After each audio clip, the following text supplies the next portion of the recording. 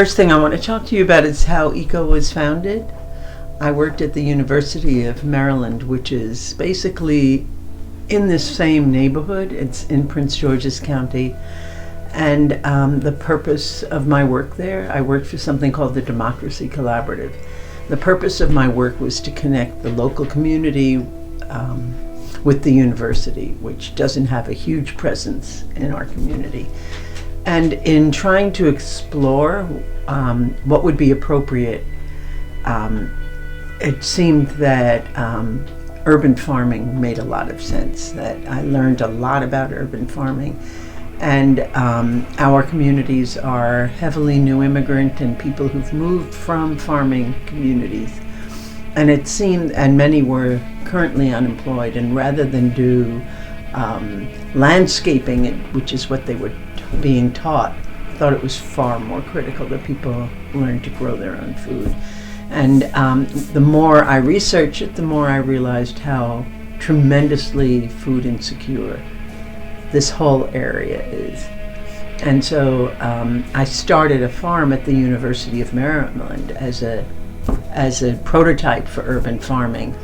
And when they got tired of us, tired of funding us, and didn't really understand the nature of that work, my whole staff and I left, and we looked for a place to farm. And I found a perfect house in a low-income community of Edmonston that was going to be like a community center with a farm behind it. There was plenty of land. But before I put the money down, someone said to me, or some wise person said to me, make sure they'll let you farm on that land.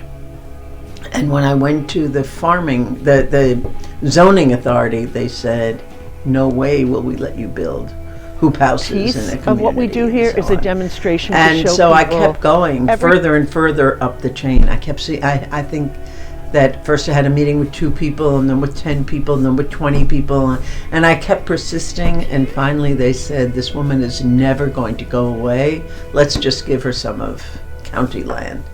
And that's how we got started at ECO. We were given county land.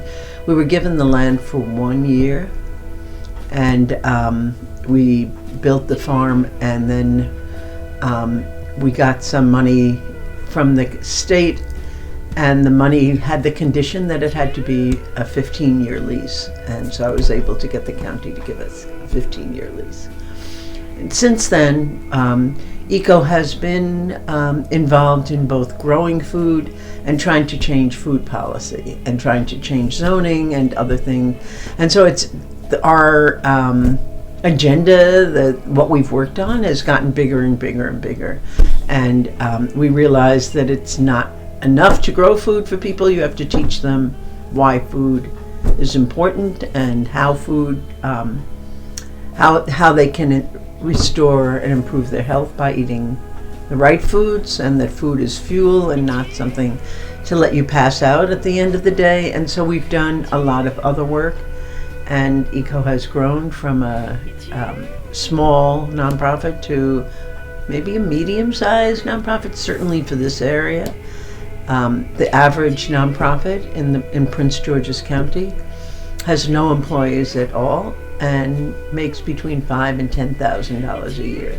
And ECO has grown to almost a $500,000 a year operation. So we're very proud of what we've accomplished. Some days it seems enormous, other days it seems so tiny and inconsequential. I'm working on both those.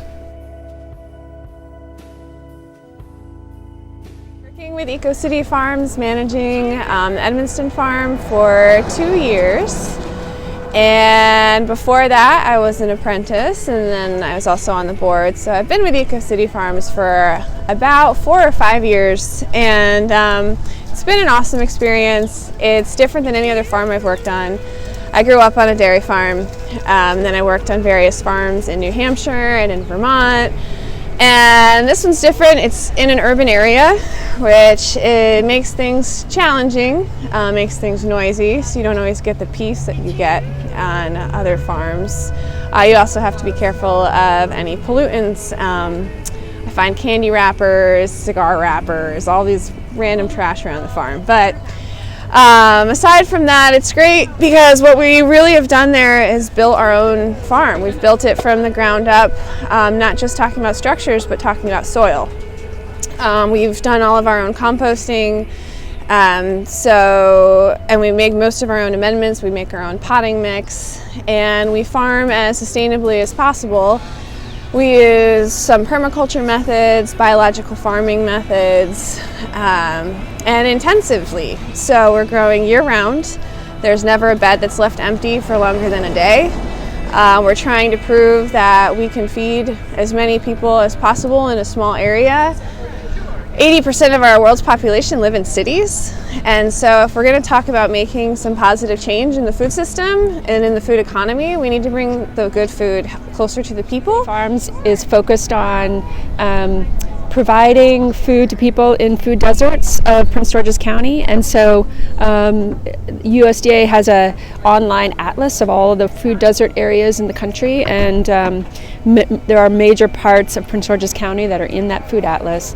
The port towns, which are the communities of Edmonston, Cottage City, Colmore Manor, and Bladensburg, they are in the focus area of where we're always trying to work.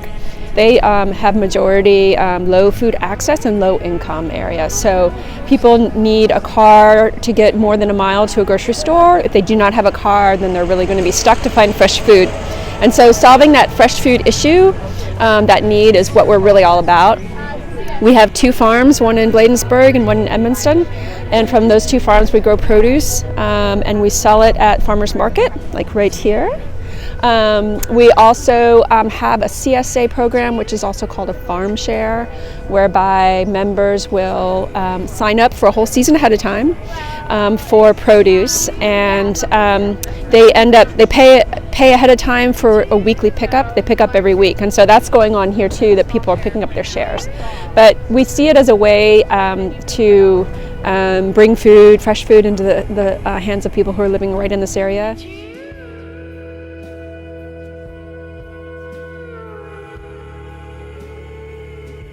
So beside having a compost which is hot compost, we also have a cold compost that uses uses worms, and you could see them over here. They're actually doing the job of decomposing. We have about 10 containers like this, and we feed them. And here we go. Actually, here's a good example of what you're going to see. So here is a bunch of worms, and they're actually doing a fantastic job of breaking down the food and creating a wonderful soil amendment, which we then put into our bins, and our garden, and produce wonderful vegetables from. So the combination of worms and food, we get good soil. We have volunteer opportunities on Saturday mornings from March to November. These are opportunities for high school students to do community service hours, or even just anyone who wants to do an activity outside. And you do not need prior agriculture experience to come volunteer with us. We also arrange special groups for college students to do alternative spring breaks, or even companies to do community service days. Okay, wait. And then, what did I say last time? Was it why they should volunteer? Okay. What they will get. Okay. Besides the experience. Okay. Volunteer projects are usually things that we need done on the farm right away and that the farmers can't get to. They are usually repair projects or beautification projects, and sometimes we need a lot of hands on deck. When you're coming to volunteer at EcoCity Farms, you're here to support our mission. And when you come to Eco City Farms, it's a unique experience because we are the only urban farms in Prince George's County, and you'll get to see a cool place that's right in your backyard.